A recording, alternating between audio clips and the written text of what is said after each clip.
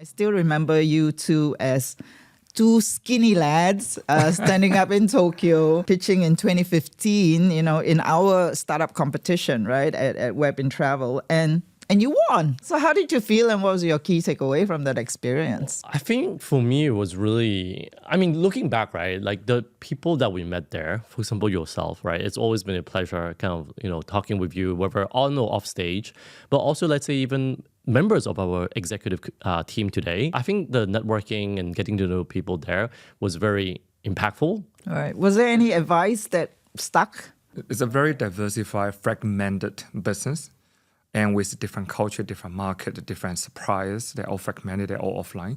It's never a one man or one company's job to accelerating the entire ecosystem. So I think through the WIT, one of the major learning is how to work with all the partners to really accelerating what everyone achieving toward the next generation of travel. For me, I still remember they were saying that in the travel space, it's not just about one company. It's actually a few companies coming together. It's like a flock of birds that we could need to help each other to grow. And I would say along our journey, there has been, right? Because travel is not generally just a local business. It's a global business. It's an ecosystem as well. So you can't grow that fast when just wanting to be global, right? You'll need to find different partners in different parts of the world to help grow together. That really one advice that was stuck.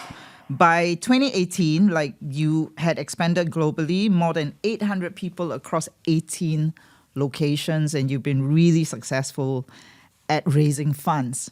Really, really successful. It wasn't the case at the beginning, actually. Yeah. The result looks like it, but the beginning was a different world. Coming from banking background, we thought that we would be very good indeed at the beginning, but it became almost like a con, the fact that we came from banking. I still remember we're knocking doors on the investors, and then they were like, oh, you guys from banking wouldn't even take the meeting because they're like, they already expect that as bankers, you will be very good at pitching. You'll be very good at providing the PowerPoint, but... And then what do you know about travel as well? Yeah, you didn't come from that background, etc.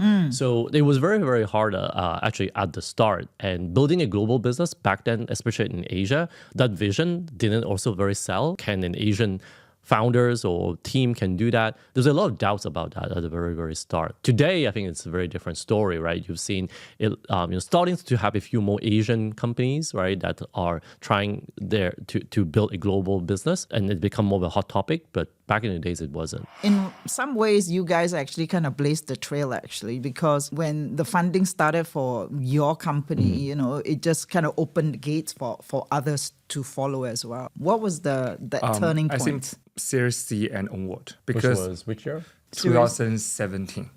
So before that, it was really people see that 1 or 2 point with a right match and we get together.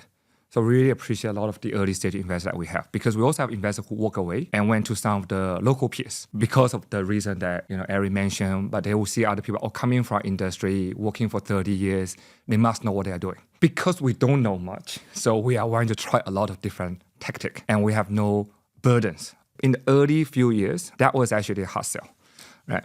But 2017 and onward, it become easier because the results start showing. If you look at some of our growth trajectory compared to some of other local peers, once we start doing fundraising A and B, you start have a lot of other company or getting early stage funding. But 2017, what you really start seeing is crews start going like that, and you see others still going like that. So that's what things start really separate apart. So it's a combination of timing as well, too, isn't it? Yes. And then by that time, then the number speaks better than itself. And then our expertise actually comes more in, because as ex-bankers, we prepare the company much better shape in compliance, structures, documentations, presentation, governance, modeling, and now proven with execution, operation savvy, and understand the business model. So looking back when you first started Klook, did you think you would be where you are now? I mean, you've grown the company from an idea to one that's worth billions. I mean, it's insane in my book. When we started, there was numbers, but then it was really hard to go and predict. But I think there was more of a vision that we wanted to be a platform that served global travelers more than just North Asia or Southeast Asia, Pan Asia, eventually global. But there was no numbers like, is it going to be $1 billion company or is it going to be a $5 billion company? There wasn't really that in mind, but there was the vision of building a global platform. It's a speed faster than we anticipated. I think the first 5-6 years has been a hyper growth stage.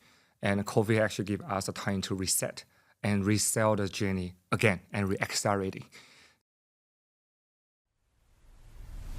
People will work less because the power of AI will make productivity increase over the next 5 to 10 years.